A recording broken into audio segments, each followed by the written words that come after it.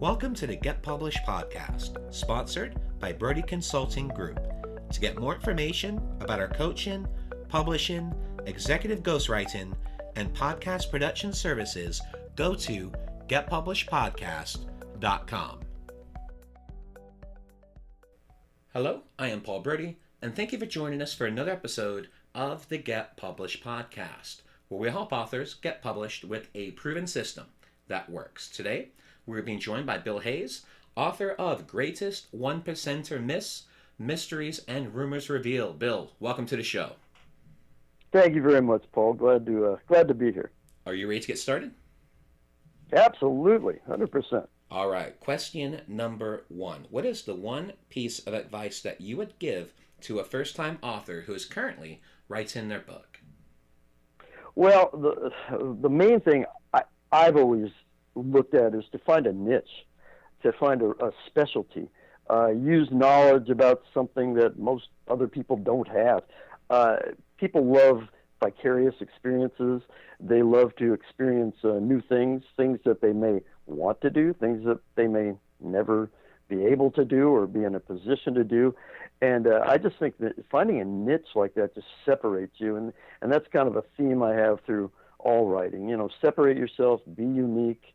And but boy, finding a niche when you're doing your work like that, and finding a subject and really working it, it's to me that's the most important thing.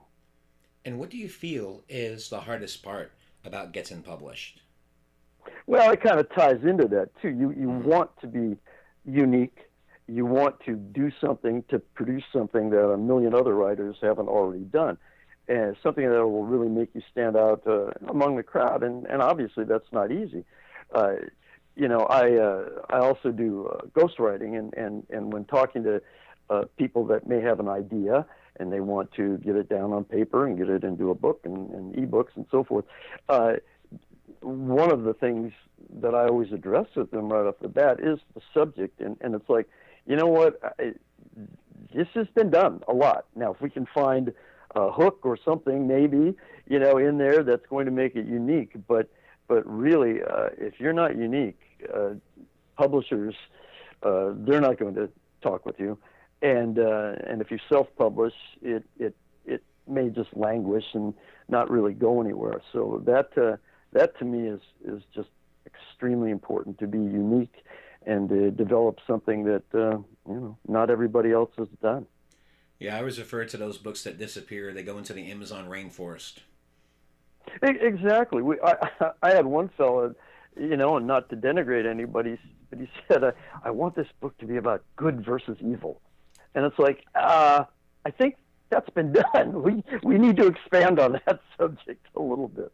So it's things like that. You just need to be unique and kind of, you know, work on something and develop it and you know, get your head above the crowd there. I can imagine that was a fun response going, you know what, there's been books out there about good and evil probably several thousand years now. So yeah, maybe a different market. About that, yeah. And I'm not kidding either. That was the exact truth too. Exactly.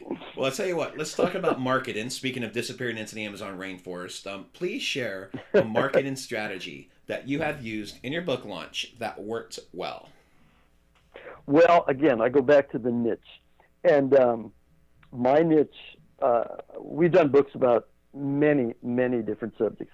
But really the most successful books that I have done have been about the motorcycle culture, the biker culture. And to be honest, I have really gone out there physically and been at so many events, so many motorcycle events, biker events, and really kind of pounded the pavement and been there. And what's good about that, it's an audience that is already interested in the subject, which is a wonderful thing. And so you're at a biker event with biker books, and you have all these bikers. So, you know, it's a good mix, and that can go for any subject, really. But the idea of producing something that is, I think, a good product and unique and develops subject matter within that niche, and you present it in a forum where the people are already interested, that has been a great approach, and it's been very successful. My publisher of most of the biker books, they've done a lot of things with blogs and so forth, but really getting out there and shaking hands and talking to people, that has been the most successful. We know another author who's been very successful that does books primarily about the Civil War. This fella had those big magnetic signs made for each side of his car. Each side of his car has a picture of the graphic of the cover of his latest book. Little blurb about it. This guy, when he goes into gas stations or parking lots or the store or whatever, and I've seen this happen with him. People come right up to him. They talk to him. He always has books in the car to sell, and he sells tons of his books by, again, getting out there and doing things like that. And the idea of putting magnetic signs on your car, a little interesting, but it has worked. And I guess the whole bottom line is that physical connection with your potential readers, and it's worked quite well. So what exactly did he have on these magnetic images? Was it different pictures? Was it covers? What was it exactly that he had?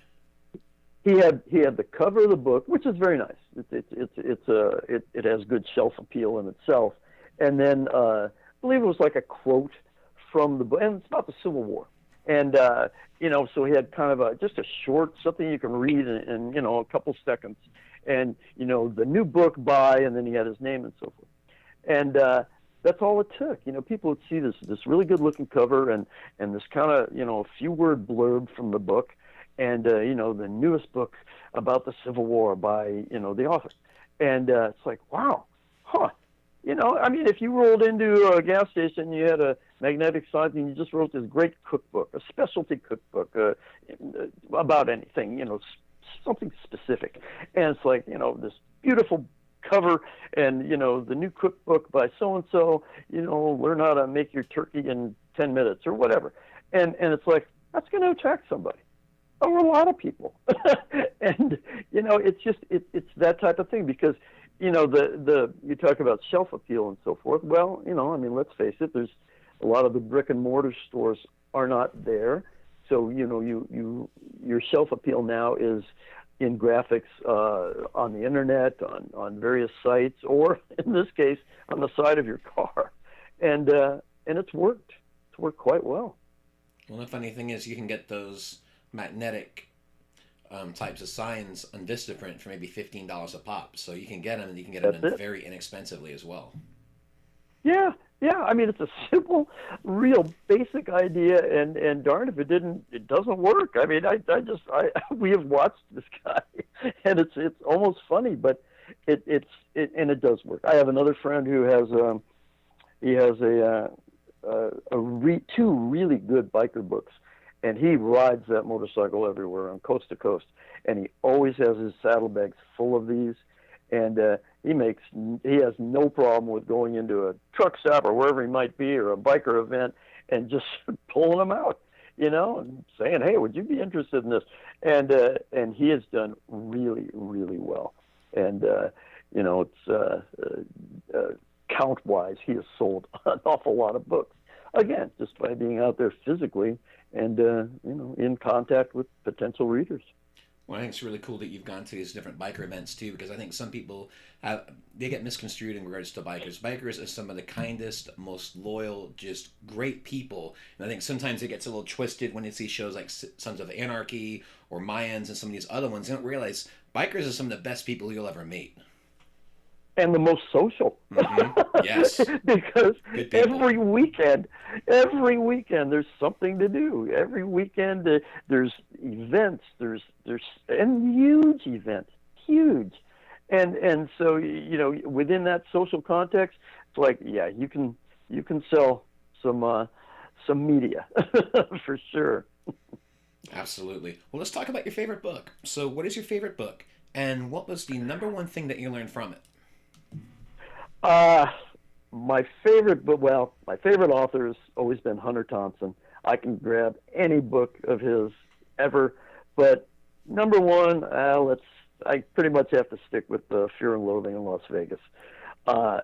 It's so clever, and it's funny, it's twisted, but the main thing that I learned from reading Thompson in general and Fear and Loathing specifically is what he does with words, which, that's what an author does, things with words. But what he does with words, how he can make normal words, normal sentences, normal phrases into something very extraordinary is so unique.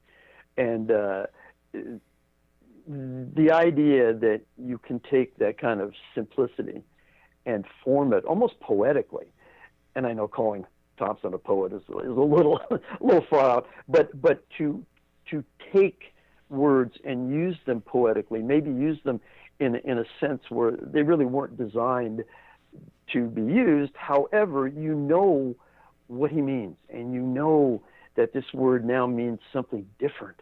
And to me, it's extraordinary. And what he was able to do to sculpt with words, to me, is tremendous. And he is one of the most unique authors in the American landscape and probably the global landscape ever to me. And I just love what he does with words. And there's another thing, going back to your very first question, that piece of advice. I know it's a little bit standard, but never use a cliche. And the idea that, Thompson's almost the anti-cliche, because he has created his own language to a great extent. And that's what I've found with him. Just brilliant stuff.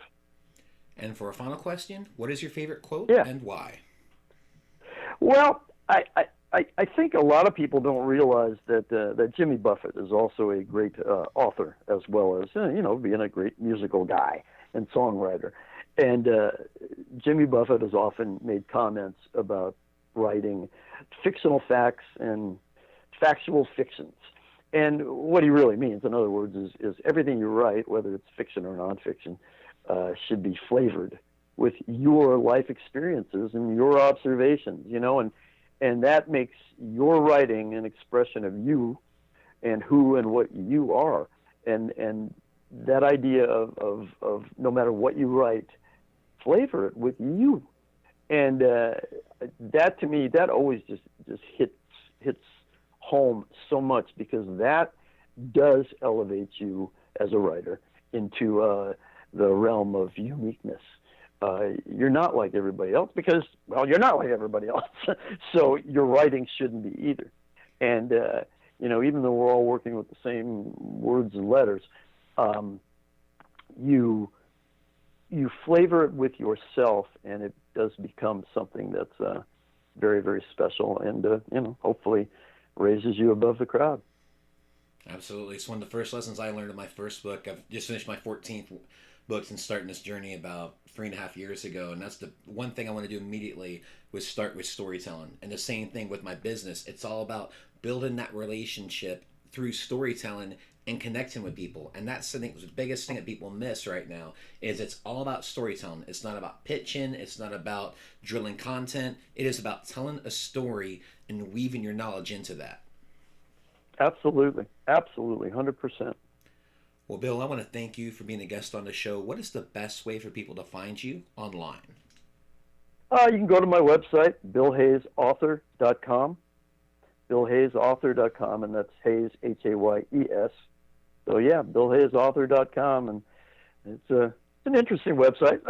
I got a lot of stuff on there. So yeah, and then my contact info is on there as well. Bill, thank you once again for being on the show, and I wish you all the best in your author journey ahead. Paul, thank you so much. I've really, really enjoyed it. Thank you. Thanks again for joining us today. To learn more about how you can be featured in our brand new Get Published business book, go to getpublishedpodcast.com.